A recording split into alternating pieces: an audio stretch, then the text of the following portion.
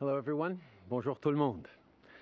Over the past few days, we've seen COVID-19 spread around the world at an even faster pace.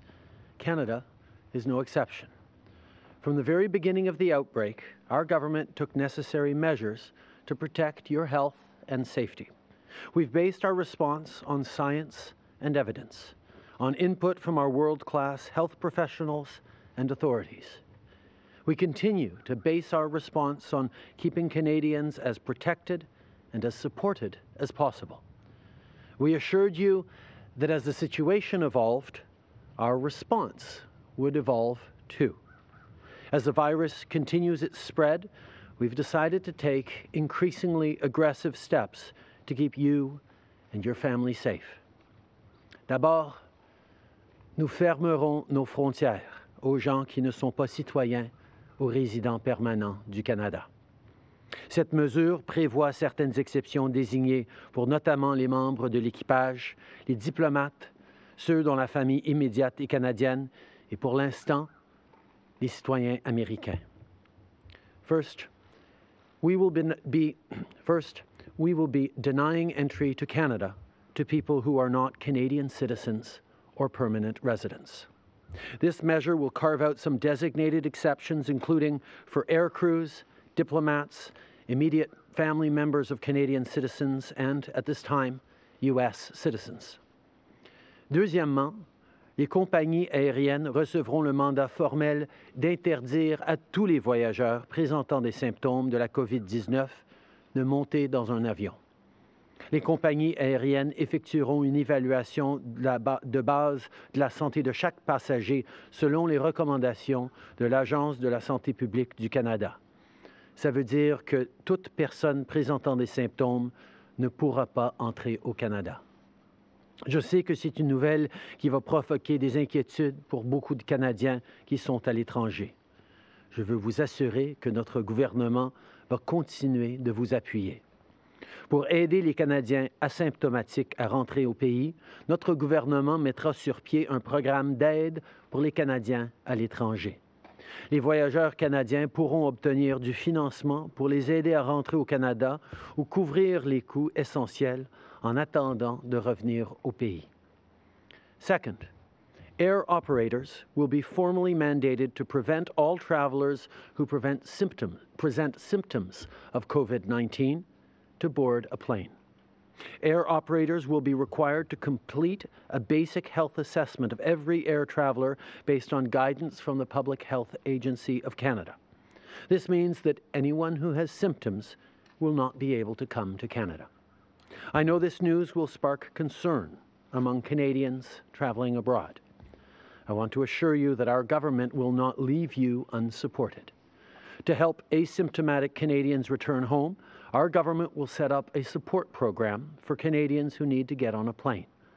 Canadian travelers will be able to get financial assistance to help them with the costs of returning home or temporarily covering their basic needs while they wait to come back to Canada. Troisièmement, à partir du mercredi 18 mars, seulement 4 aéroports canadiens accepteront les vols internationaux.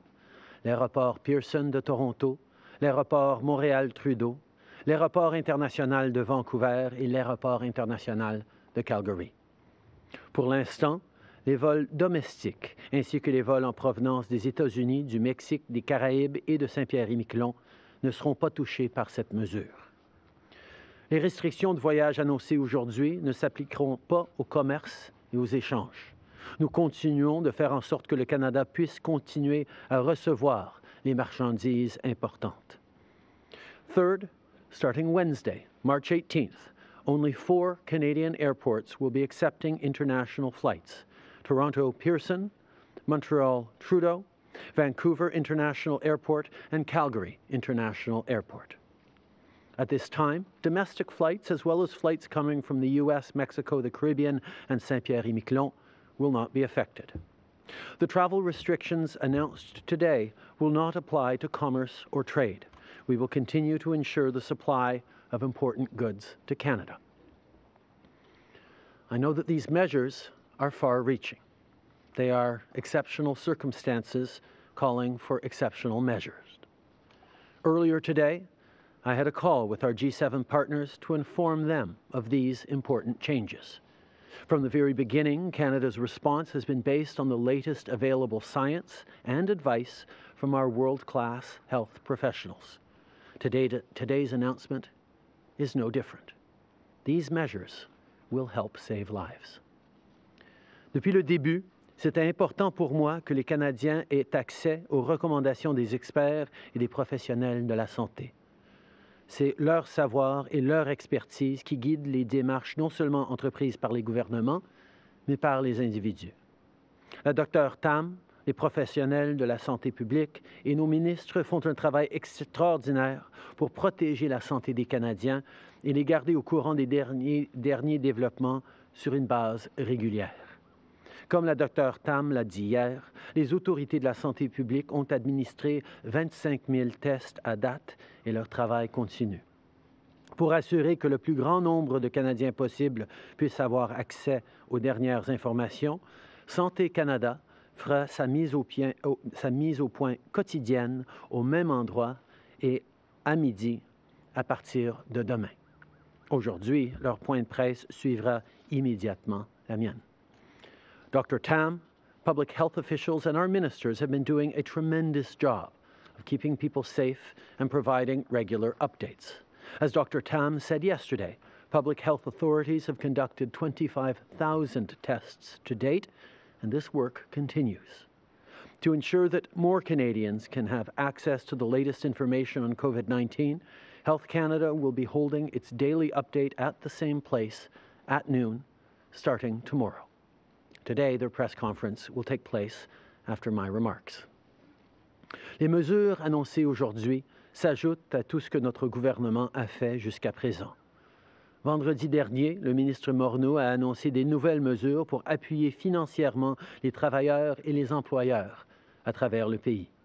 We will make $10 billion available in additional support for Canadian businesses.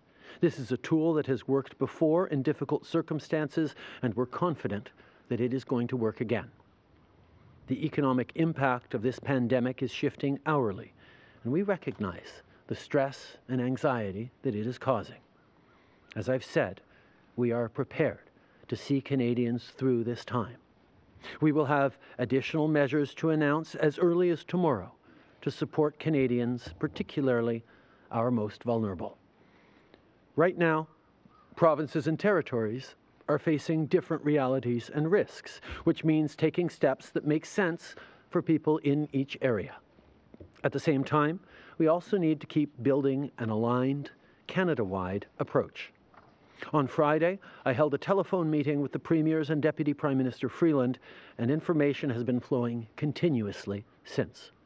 We've been in constant communication with the provinces and territories so that there are no barriers between our jurisdictions during this critical time. During the meeting, I spoke to premiers about the $1 billion COVID-19 response fund our government has put in place, which includes support for provinces and territories and their healthcare systems so hospitals can prepare. We can still slow the spread of this virus, but as Dr. Tam said, that window is closing. So far, we've seen many provinces take aggressive steps to protect their communities. I want to thank them for their work. It's time to take every precaution to keep people safe. The COVID-19 Response Fund also includes support for Indigenous communities. On Friday, I spoke with First Nations, Inuit, and Métis Nation leaders to discuss the work we're doing together on preparedness and mitigation efforts. Minister Miller also provided an update on our regular coordination with Indigenous partners, as well as the provinces and territories. Minister Van Daal has also been connecting with the territories and is working on exceptional measures to protect the North. We're making sure that everyone, no matter where they live, is prepared. Les mesures annoncées aujourd'hui s'ajoutent aux recommandations émises par les professionnels de la santé publique. Je tiens à rappeler à tous les Canadiens qu'ils devraient éviter les voyages non essentiels à l'extérieur du pays jusqu'à nouvel ordre. Nous recommandons également à tous ceux et celles qui sont présentement à l'étranger de rentrer au pays alors qu'il est toujours possible de le faire. Je vais être clair. Si vous êtes à l'étranger, il est temps de rentrer chez vous. Si vous venez de rentrer, vous devez vous isoler pendant 14 jours. Et finalement, tous les Canadiens devraient rester chez eux. En restant chez vous, vous pouvez non seulement protéger votre santé et celle de vos proches, mais faire en sorte que nos professionnels de la santé et nos systèmes de santé puissent aider davantage ceux qui en ont besoin.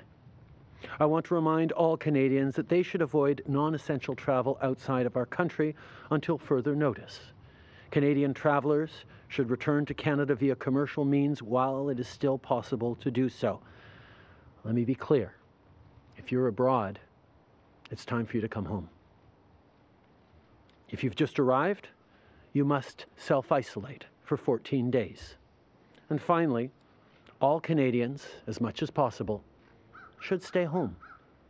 By staying home, you can not only protect your health and that of those around you, but ensure that our healthcare professionals and our healthcare systems can focus on those who need their help. This is an adjustment for all of us. We know that staying home is an important step to protect the community and each other. We all have to do it. But I want to remind all Canadians that social distancing doesn't mean we have to stop talking to each other. Pick up the phone, write an email, FaceTime. The strength of our country is our capacity to come together and care for each other, especially in times of need. So call your friends, check in with your family, think of your community. Buy only what you need at the store. But if you're heading out to grab groceries, ask your neighbor if you can get them anything. And if you know someone who is working on the front lines, send them a thank you. See how they're holding up.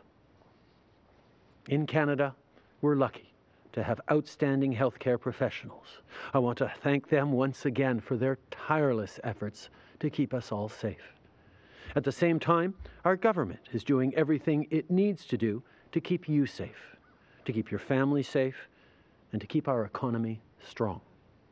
No matter what our next steps look like, you can rest assured that we will take them together, with premiers and mayors, with doctors and families and neighbors, because that is what Canadians do in difficult times. We pull together and we look after each other. Merci beaucoup tout le monde.